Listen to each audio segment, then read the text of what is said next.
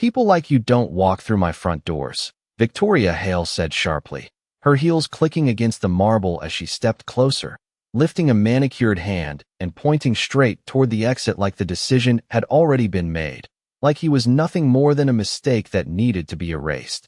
The lobby fell into a strange, polished silence, guests pausing mid-step. The soft hum of the chandeliers suddenly louder as Marcus Reed stood there in his worn jacket, hands still, eyes steady, not arguing, not moving, just absorbing the weight of a judgment that had already sealed itself in her mind. While somewhere deep in the walls, a faint electrical buzz flickered once, then again, unnoticed by everyone except him, a quiet warning hanging in the air that something much bigger than this moment was about to go very, very wrong. Marcus Reed did not lower his gaze, even as the weight of her words settled over him like something familiar, something he had carried through job sites, office lobbies, and boardrooms where his name had been forgotten the moment people saw his face before they ever heard him speak. He had spent 15 years building systems that kept places like this alive, studying circuits, mapping out electrical flows that ran behind walls no one ever thought about, the kind of work that only mattered when something failed. And lately, failure had been all anyone seemed to expect from him, at least on the surface. His boots were still dusty from a 12-hour shift across town, his jacket worn at the cuffs, but inside his pocket sat a folded work order stamped with the hotel's logo, signed and approved less than 2 hours ago, authorizing him to inspect a critical fault buried somewhere deep in the building's power grid. He had not come here to argue or to prove anything, only to fix a problem that was already starting to breathe beneath the polished floors, a quiet instability he could feel in the air, in the rhythm of the lights overhead, in the subtle delay between each flicker and hum. But standing there now, surrounded by strangers who saw only what they expected to see, Marcus understood that the real challenge was not the system hidden in the walls. It was the one standing right in front of him, blocking the only person who knew how to stop what was coming.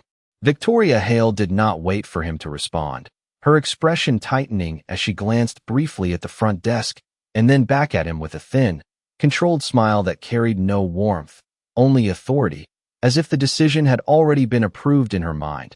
"I am not going to repeat myself," she said, her voice louder now, sharp enough to cut through the quiet murmur of the lobby, drawing more eyes, more attention, as a few guests slowed their steps, some pretending to check their phones, while clearly watching, others exchanging subtle looks that said everything without a single word. One man near the elevator let out a low, uncomfortable chuckle, while a woman beside him whispered something under her breath, the kind of whisper meant to be heard just enough. Victoria gestured again, firmer this time, her hand slicing the air toward the glass doors.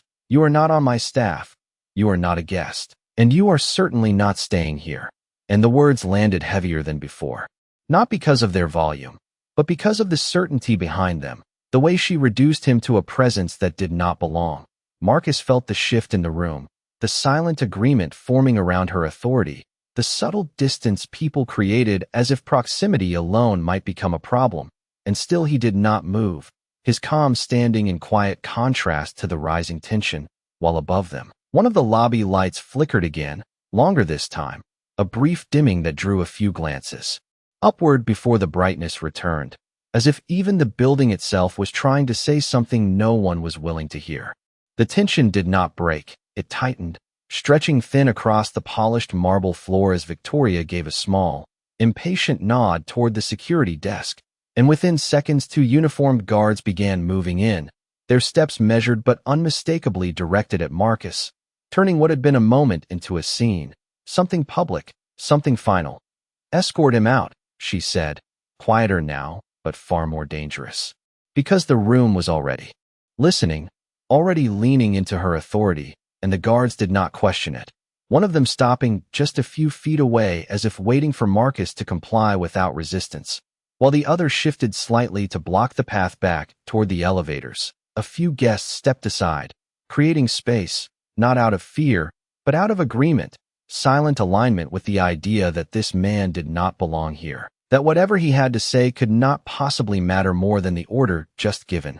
Marcus exhaled slowly, his eyes flicking once toward the ceiling lights, catching another subtle flicker, longer now, the hum beneath it uneven, unstable, like a system straining under pressure, and when he finally spoke, his voice was calm, almost too calm for the moment. "Ma'am, I was called in for a level 2 electrical fault in your main distribution line. If I leave right now, you are going to lose more than just lights." But the words barely landed before Victoria's expression hardened further. Her patience gone, her decision absolute.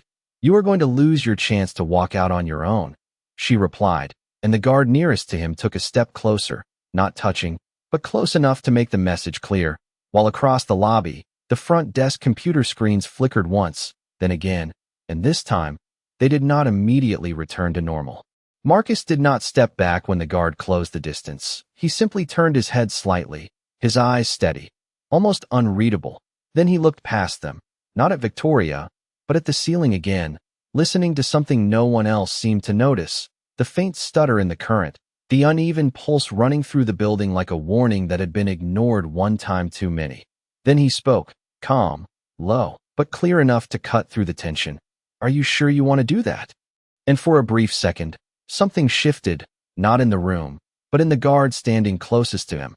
A hesitation so small it almost went unnoticed, his hand pausing mid-motion as the overhead lights flickered harder this time, dimming long enough to pull a few uneasy glances from the crowd, while the front desk screens went completely black for a full second before flashing back on, glitching, and Marcus did not move, he just watched, as if he had already seen what was about to happen next. The flicker did not stop this time. It stretched longer, the chandelier above dimming unevenly as if the light itself was struggling to hold on, and a low murmur began to ripple through the lobby, subtle at first, then sharper as the front desk terminals glitched again, lines of text freezing mid-entry before resetting, while one of the elevators behind them let out a soft mechanical chime that cut off halfway through, leaving an unnatural silence in its place. Marcus watched it all without surprise, his posture unchanged, but his eyes focused now, tracing the rhythm of the failure like he was reading something written beneath the surface, and when he spoke again, it was quieter, directed not at the guards, but at the room itself. "That delay you just saw, that is not random, that is load imbalance in your main distribution panel, and it is cascading." A few heads turned, confusion replacing amusement, while one of the staff behind the desk hesitated over her keyboard, unsure whether to continue or step away. Victoria's expression tightened, but there was a flicker of uncertainty now, barely there, hidden beneath her control, as she glanced toward the screens, then back at him, unwilling to give the moment any weight. "This is not your concern," she said, though her voice lacked the earlier sharpness, and Marcus tilted his head slightly, as if measuring how much to say, how much to let unfold. "It became my concern the moment your system started pulling more current. Then it can stabilize," he replied, calm, precise, the kind of language that did not belong to someone she had just dismissed, and that was when a faint burning smell touched the air, subtle, almost easy to ignore, but enough to make one of the guests near the wall step back instinctively, glancing around with a frown, while the lights dimmed again, longer now, stretching into a full second before returning, weaker than before, and somewhere deep within the building, something clicked, not loudly, but definitively, like a line being crossed. That could not be undone, and for the first time, Victoria did not speak immediately, her silence hanging just long enough to suggest that the mistake she made was no longer just a possibility, it was already in motion. The silence stretched just long enough to feel different, heavier, as the faint smell in the air sharpened and the lights above dipped again, weaker now, and Marcus finally reached into his jacket, not hurried, not defensive, just deliberate, pulling out a folded document and a worn identification badge that caught the light as it flickered back, and he held it up at eye level, not toward the guards, not toward the crowd, but toward Victoria, giving her a clear, steady view. The logo at the top matched the one etched behind the front desk, but beneath it, in bold lettering, was a title that did not belong to someone being escorted out. Chief Systems Engineer, the name Marcus Reed printed clean beneath it, followed by the company responsible for designing the entire electrical infrastructure of the building from the ground up. A quiet ripple moved through the staff behind the desk as one of them leaned forward, recognition flashing across her face, and Marcus spoke again, calm, precise. I built the system that is failing right now. Every panel, every load path, every failover you are about to lose. And this time, no one laughed, no one whispered, because the truth did not need volume to land. It settled into the room with a weight that shifted everything. And Victoria stood there, her authority still visible, but no longer absolute. Her earlier certainty now cracked by something she could not control. As the lights dimmed once more, longer than before, and for the first time, the man she tried to remove was the only one who could keep the building standing.